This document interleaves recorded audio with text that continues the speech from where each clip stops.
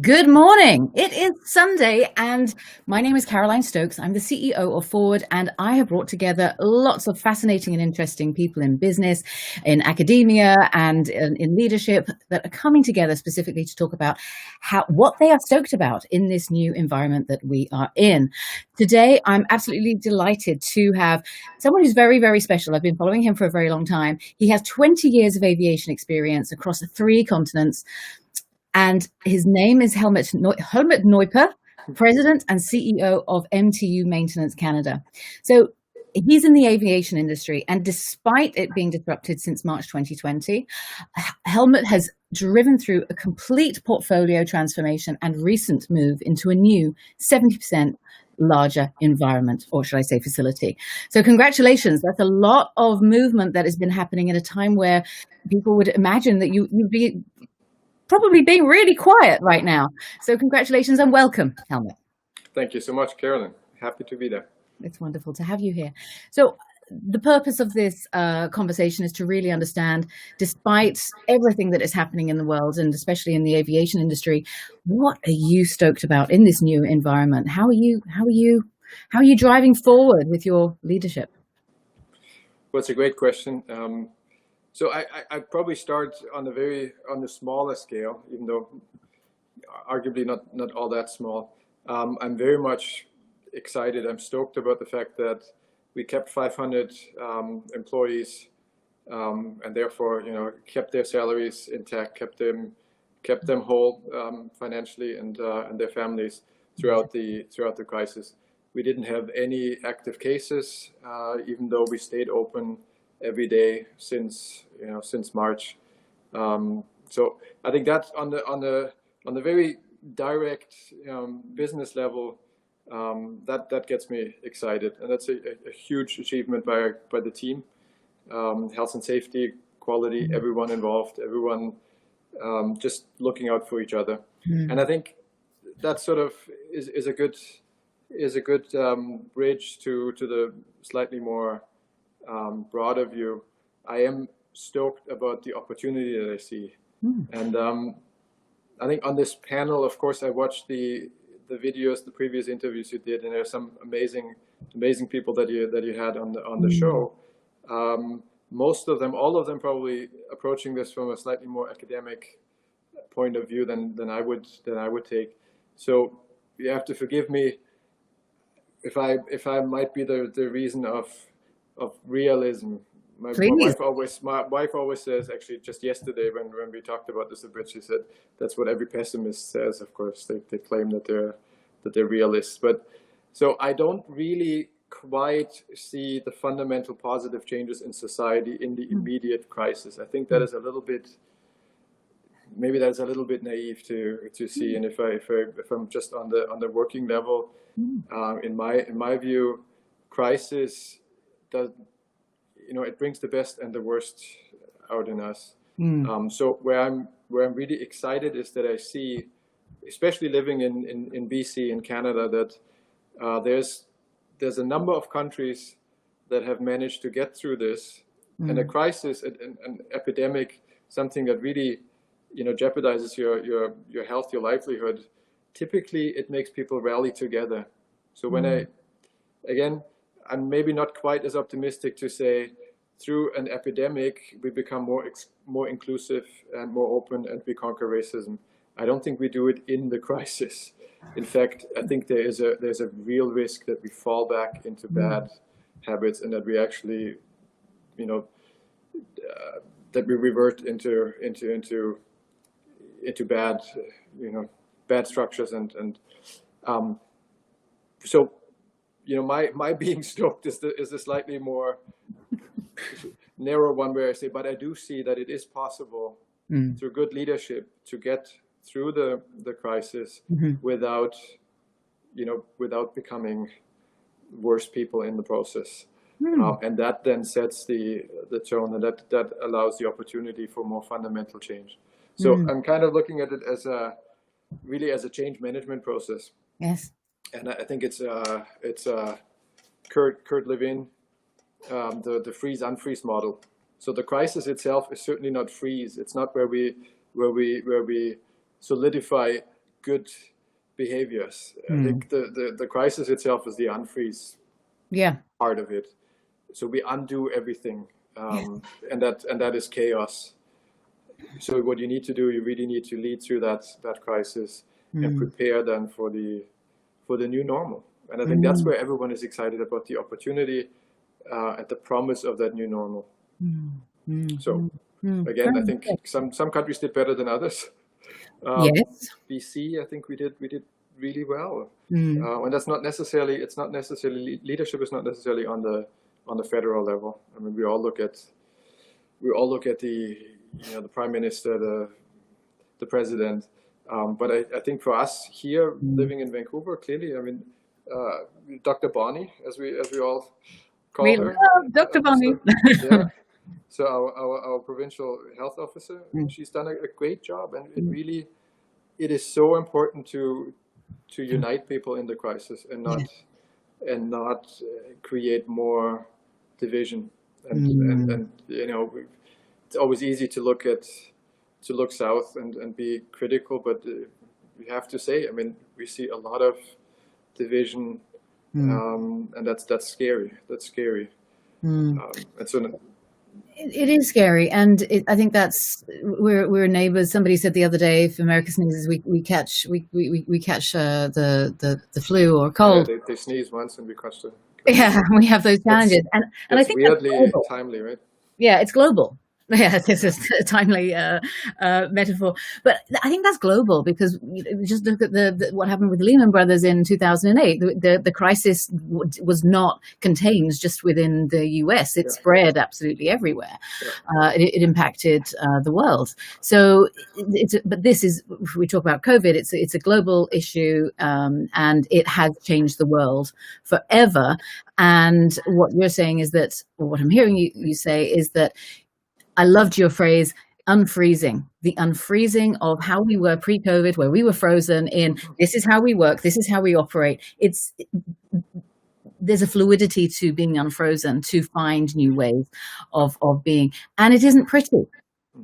It isn't glorious. It's scary as hell, because there is no critical path to it. Nobody created a roadmap. It's why Margaret Heffernan, she wrote a book called Uncharted, just after her book Willful Ignorance, which is what got us into this mess in the first place. So I think it's more along the lines of this. Everything that you're saying is you're coming at it from a very pragmatic perspective, this is how we are. There's the academic perspective, but there's also the real world perspective that actually you're mirroring. So how do you see individuals and organizations being able to transition? Again, you're in the hot seat of seeing it all for yourself in your new facility with 500 people. You see on the ground, what the morale is, how people are feeling, how they're able to manage change. What kind of inspiration can you or thoughts or case studies could you share with us? Well, I think you shared it actually on your webpage. I really believe. This is a time where we have to focus. You have to focus on what you're good at, and get better at that, and maybe shed some of the things that are not essential. And that starts, I mean, very, very clearly, obviously, that starts with, well, let's focus on getting through this safely and unharmed. So to me, that was a very powerful and important step to simply say, we all know what we need to do. We all need to come back to work every day. We want to stay open through this. We're an essential service, so that's our job. And it helps everyone to get through it because you have something to focus on. So now you focus on what do we need to do to stay safe. So that's that focus, and then you go to the next step and say, now let's look at our business, our portfolio. What is it that we're good at? What is it that will be around in the new normal? What is it that we do and it doesn't work for us? And where do we need to get better? And it's, I mean, there's this really, really interesting story about Lionel Messi, one of the best players to ever play the game of soccer, and he was invited to the Barcelona youth organization, from Argentina, from a small town, and he's famous for his left foot. His left foot is the best in the world. He can do anything with his left foot. He's fairly short, so his header is not the strongest. His right foot is not the strongest. So everyone at the academy, with this 11-year-old boy, prodigy, destined to be great, they all made him work on his right foot and on his header, because you need to get better on those two. And he was ready to quit soccer, or go back to his hometown and say, this is not for me. I'm not gonna make it, until someone realized and says, why don't you just focus on your left foot? You're already world class. Just get even better there. And there is videos where all the defenders, they know that he's gonna position the ball so that he can shoot with his left foot. All you need to do, you have to kind of push him to the side and make it impossible for him to use his strength. And he still dances around them and scores a goal. And I think that's a very powerful picture. And I think that helps everyone to say, focus on what you're good at. Don't get too distracted with all the things that you're not good at. And it works somehow for an organization as well. Yeah. I want to go back to something that you were just saying, where that you had the purpose. There was a singular purpose for the entire organization to get back to work as quickly as possible, and you called yourself an essential service, which I had never actually thought about before. Well, yeah, airplane essential service. You've got to deliver maybe medical supplies to someone, and you need an airplane for that. And just the global economy needs airplanes to make that happen. Excuse me. But how do people feel that way? This is my, or is it instinctive? Is it intuitive? Or is it something that everyone had to be reminded? You mean the staying safe part and focusing on the safety, or we are essential service and we need? I think it was essential service. The essential service, and because that's almost a purpose aspect. And then the staying safe, that's obviously on top of that. You have to find these ways, and I want to ask you about that in a second. But is the essential service aspect, is that just built into everybody's DNA when they start working at MTU, or is it something that had to be learned during this crisis? I think it's a little bit of both, but I mean, honestly, anyone who has any exposure to the aviation industry, I think it's an interesting and it's a very unique industry where I don't know anyone who got into this field because they wanted to get rich, or that's not it. There's every single person does it for a passion for aviation, for flight, and I think for us it is a bit more intuitive, probably because. Of course, you see the grounded airplanes and nobody is flying. But the interesting part is, of course, everyone is now sitting at home, eating popcorn and ordering on Amazon. And so all these goods that are being brought right to your doorstep, those are actually cargo airplanes. So part of what we did, our portfolio has changed. I mentioned that our customer base has changed as well, of course. Fairly little known fact, I think.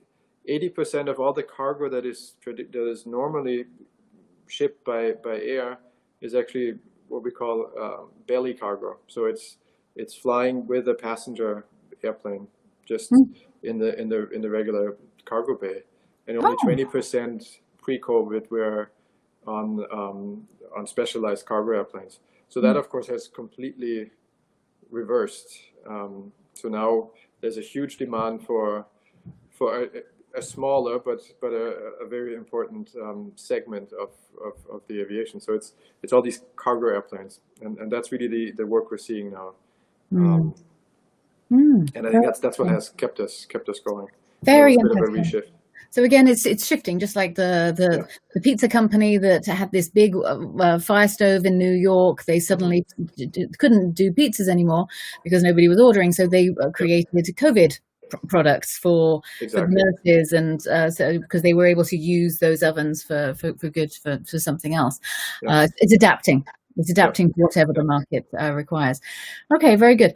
And I do want to ask you this question because you're in a large facility, and I'm very curious about this because if you've got 500 people in the facility, give or take, how many that maybe don't need to be in the facility, how do you manage? How do you manage COVID? Do you have to have specific masks? What's the, because that would be the number one concern, I can imagine. Yeah. Well, so one thing, of course, you cannot fix an aircraft engine at home. So that's really, so yes, and we really discourage people from taking home or taking work home. That's so glad. That's not a good idea. So pretty much everyone on the shop floor has to be there. Yeah. And that means also most of the supporting staff have to be there. Your engineering, your supply chain, quality. Yes, there are some of the office workers that can.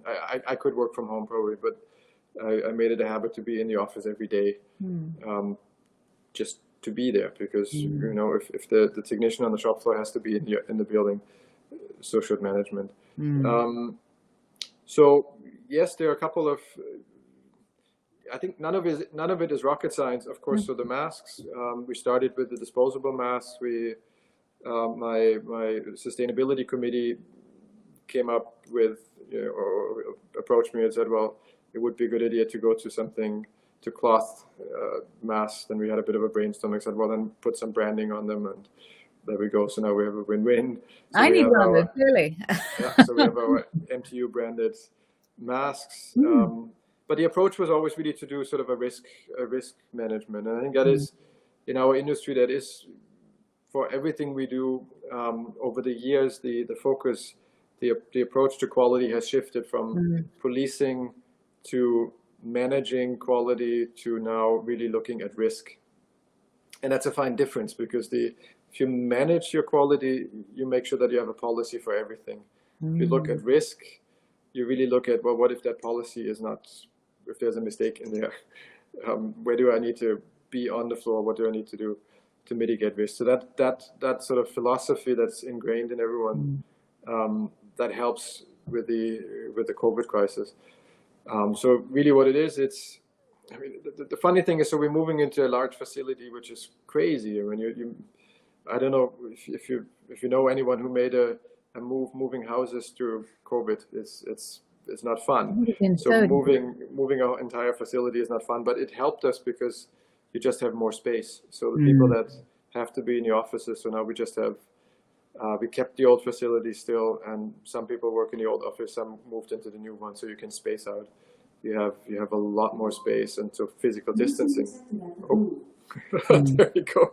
We talked about it. Nobody wants the kids to run through the picture. Oh no, if the kids run through the pictures, we'll say hi. This is good. So it's all good. It's all good. Okay. So we incorporated the move into the new facility into the COVID plan by establishing physical distancing as much as we could. And then you look at the part of the work where you have to work together. If you need 3 mechanics removing a certain part from an engine, that's where you wear the masks. Yeah. Good, very good. So when John Lewis died a couple of months ago, I was so inspired by his legacy of creating good trouble. So I'm very curious to find out from you, what good trouble are you creating? Yeah.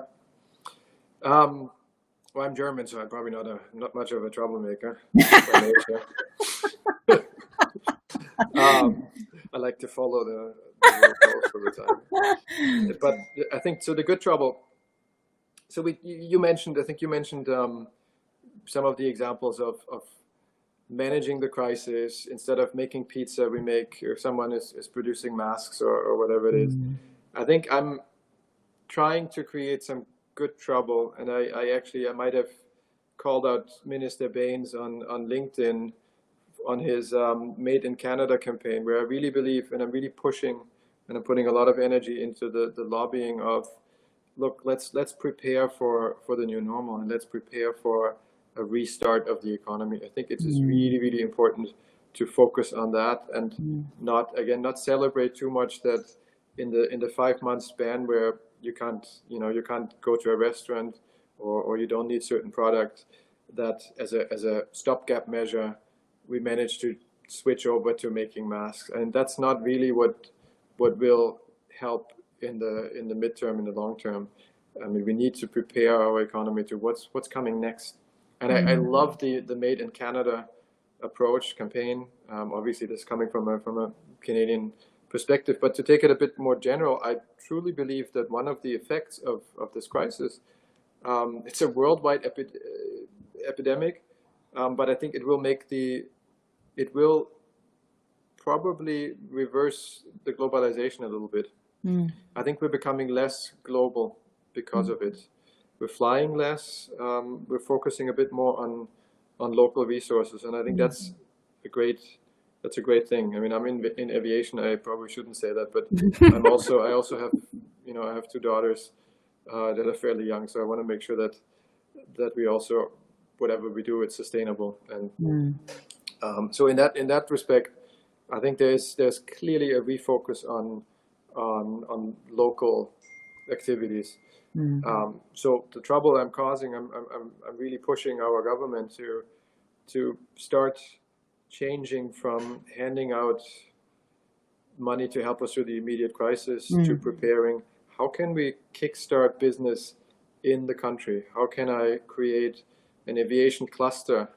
And I'd love to be, maybe the Sears or the Bay in that mall, the shopping center.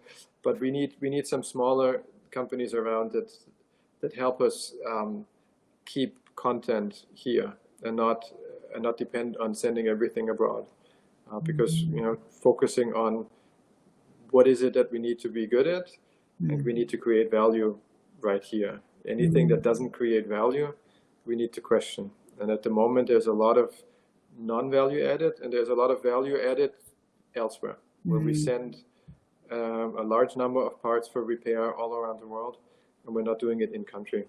So that's the trouble I'm trying to create. That's good trouble. We'll see trouble. How that goes. Yeah. So why is that emotionally intelligent? Why is that an emotionally intelligent activity? I'm not quite sure if it's emotionally intelligent. It's probably more an IQ than an EQ to look at numbers and say, look, I mean, let's make sure that we're still relevant in a couple of years. I'll just add to that. Just to add to that, if you're looking at building something that's relevant in a few years' time, that's social responsibility. And that's kind of where I was going. Having empathy and understanding and great critical thinking skills to be able to understand, that we have to look after this. This isn't just a money grab situation right now because we've got this problem right now. It's also thinking about the future. So I would argue that IQ piece and EQ piece are actually they're overlap. And I was about to say the same. I mean, I think it's everyone wants to do meaningful work. And, Very good.